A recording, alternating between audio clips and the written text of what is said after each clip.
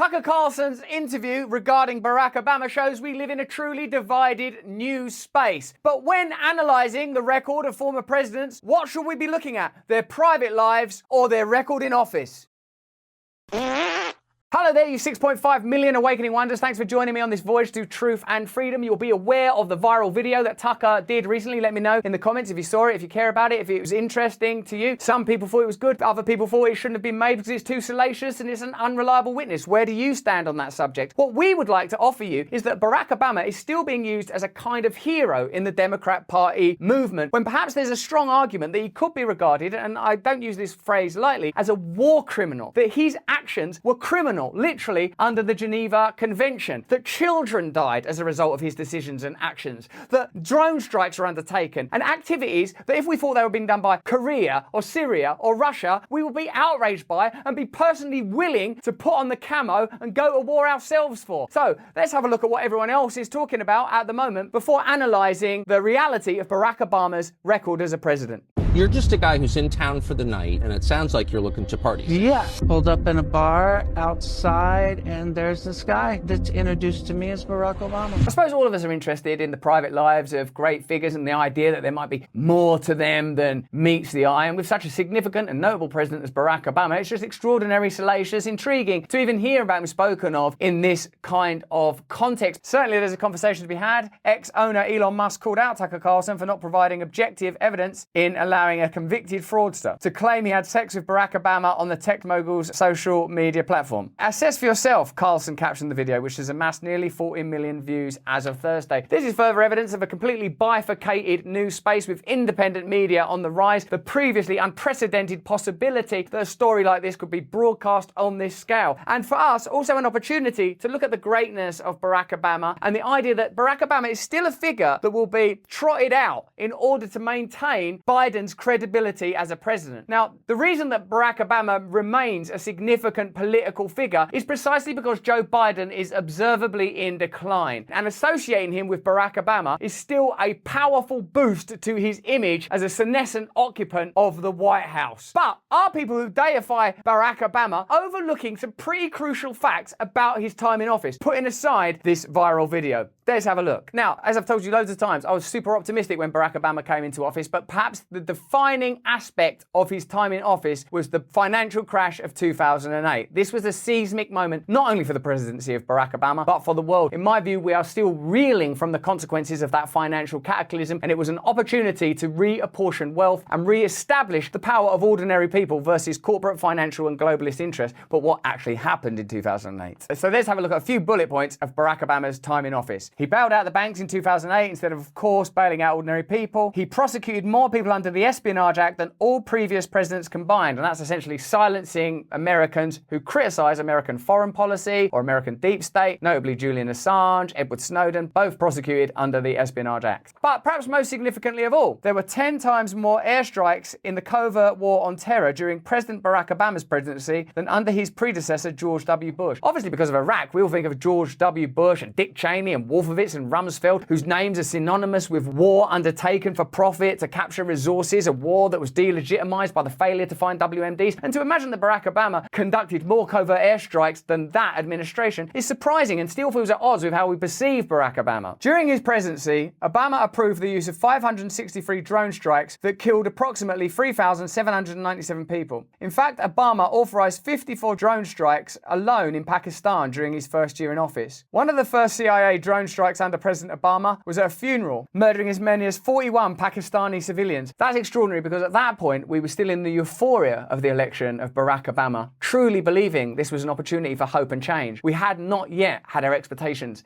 damped down by the events of 2008 and the revelation that it doesn't really matter who you vote for. You are primarily going to get a system that serves corporate interests, financial interests, military, industrial, complex interests. But to know that still in that euphoric honeymoon period, 41 innocent people were murdered as a result of Barack Obama's decisions shows you that really we were in a kind of dream, in a kind of delusion. It was business as usual. The deep state were able to conduct the kind of operations that they typically conduct. The military industrial complex asserted the control that they're always able to assert, nothing really significantly changed. Like Joe Biden told a room full of donors, nothing will essentially change. This, I think, is the thing we have to remember most of all. We get caught up in the soap opera of these characters, and really, the interests that they truly represent are uninterrupted by the democratic fluctuations in which we participate, or don't. Let me know in the comments if you agree. The following year, Obama led 128 CIA drone strikes in Pakistan that killed at least 89 civilians. Just 2 years into his presidency, it was clear that the hope that President Obama offered during his 2008 campaign could not escape US imperialism. What I kind of like about that sentence is the indication that there's no point blaming Barack Obama, that Barack Obama essentially is just on a conveyor belt of visual distractions that we temporarily are enamored of, while real power carries on behind the scenes. Let me know if you agree. The drone operations extended to Somalia and Yemen in 2010 and 2011, resulting in more destructive results. Under the belief that they were targeting Al-Qaeda, President Obama's first strike on Yemen killed 55 people, including 21 children. Inconceivable. Really important news. The sort of thing that we should be aware of. The kind of things that are just sort of brushed over. Much more important than anybody's private life. 21 children were murdered. And yet we think because, oh, this happened in Pakistan, or it's just somehow we package it off as necessary and ultimately kind of irrelevant, don't we, if we're honest? Now, here's a short commercial from one of our bold partners willing to back us. Stay to the end, I'll make it funny. Thank you.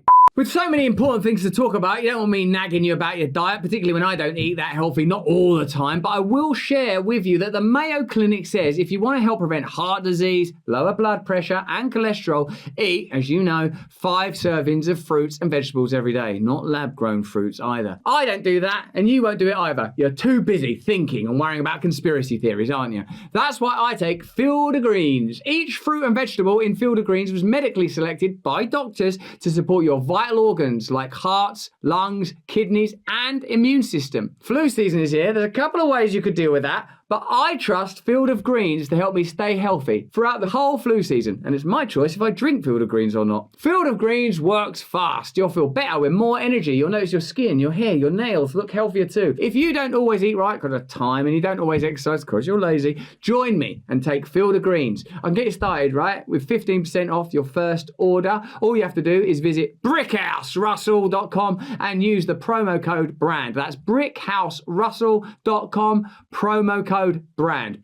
Now, let's get back to this rather devastating and difficult news. 10 of which were under the age of 5. Additionally, 12 women, 5 of them pregnant, were also among those who were murdered in the strike. These blundered acts of murder by not only President Obama but the US government are morally reprehensible. I suppose this is the kind of information that we have to bear in mind when we look at the accepted stance with the current war between Ukraine and Russia. That America's role is to back brave Ukraine, and Ukraine are brave, for moral reasons, for humanitarian reasons. How can that be the case when a president still regarded as a hero participated in the murder of women and children? This is beyond the culpability of individuals like Barack Obama. He becomes, I have to say, kind of irrelevant because the momentum of this system is so potent and powerful that even dead children are just regarded as almost irrelevant shrapnel and collateral damage in the operations of this unforgiving system. How can we begin to believe that any war that America backs is just? Even more civilian casualties came out of Afghanistan throughout Barack Obama's time in office. In 2014, Obama began removing troops currently deployed in the country. However, instead of this action by the president being one in pursuit of peace and stability in the region, it only acted as an opportunity to drastically increase air warfare. Afghanistan had war rained upon them by US bombardment, with the administration viciously dropping 1,337 weapons on Afghanistan in 2016. In total that year, the Obama administration dropped 26,171 bombs, drone or otherwise, across 7 countries: Syria, Iraq, Afghanistan, Libya, Yemen, Somalia, and Pakistan. The US, in cooperation with its allies, including the Afghan government, killed 582 civilians on average annually from 2007 to 2016. Most people's perception of Barack Obama does not include statistics like that. If we imagine for a while that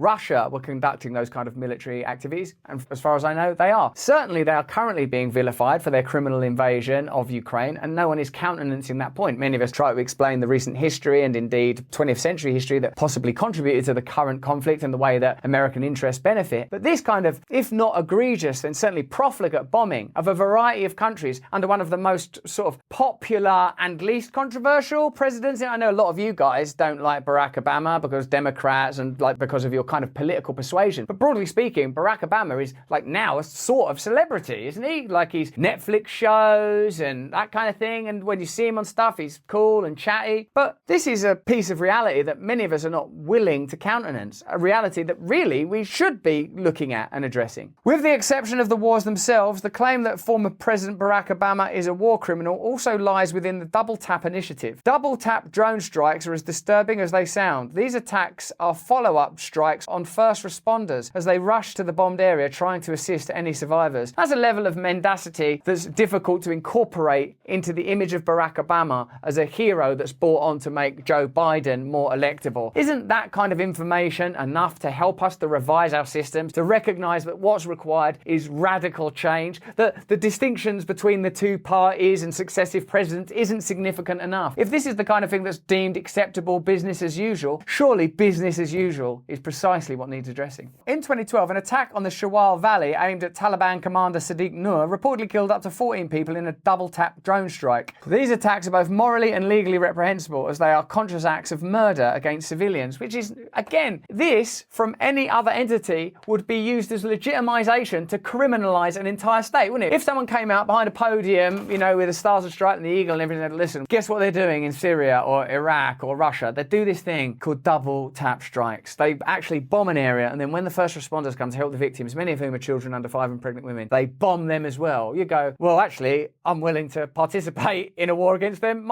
Give us the stuff. I'll go. That needs to be stopped. Oh, you don't need to go anywhere because it's happening here. And in fact, the person that's making those decisions is being sold to you as a hero. And again, I'm not naive enough to suggest that Barack Obama is somehow the generator of that kind of malevolence. He's rather just a temporary occupant of an office that demands that in order to support the interests that truly run America. That's what we're saying again and again on this channel. We are presented with spectacle. We are presented with distraction. The price of even our inhibited freedom is a machine that murders children and says there's nothing wrong with it. A machine that sells us poisoned food and tells us there's nothing wrong with it. That props up pharmaceutical industries and energy industries that couldn't operate under their own financial capital but require your taxpayer dollars to subsidize and fund them and tell us that there's nothing wrong with it. There are so many more questions that require asking before blithely accepting some of these people as heroes. Drone strikes conducted by the United States during a 5-month-long campaign in Afghanistan caused the deaths of unintended targets nearly 9 out of 10 times, leaked intelligence documents suggest. 9 out of 10 times, most of the time, should probably not happen. Not a reliable model, is it? In my recent conversation with Sam Harris, when he talks about terrorists and their potential ecstatic state when conducting jihad, is a kind of fetishization of the presumed evil of religious ideology. But secularism leads to murder of this nature, just under the cold, rational dispatch, collateral damage, no note, no funeral, no need for redemption, culpability, or explanation. So the idea that some types of violence are worse than others is one that has to be resolved. And of course, Daniel Hale, the whistleblower who revealed that information, is celebrated as a hero around the world in prison under the Espionage Act that Barack Obama used more than any other president in history. These drone strikes make a strong case for categorizing Obama as an international war criminal. The 1949 Geneva Conventions, ratified by the United Nations, explicitly provides protections for not only the wounded, but also for medical and religious personnel, medical units, and medical transports. Article 8 of the Rome Statute of the International Criminal Court states that internationally directing attacks against personnel, installations, material units, or vehicles involved in humanitarian assistance or peacekeeping missions in accordance with the Charter of the United Nations is classified as a war crime. These classifications, these words, they're meant to mean something. You know, of course, that America could not appeal to the International Criminal Court to condemn the actions of Russia in Ukraine because they would know that they'd begin a conversation where they would have to say, we have done the same, we have done worse. This is the truth of American foreign policy, the influence of the military-industrial complex and the set of interests that the American government truly represent. This is the truth of a hero, albeit a partisan hero like Barack Obama, that they represent those kind of interests. That if we were to obey the Geneva Convention, which obviously we're just going to ignore, then you'd have to say, no, Barack Obama, look, is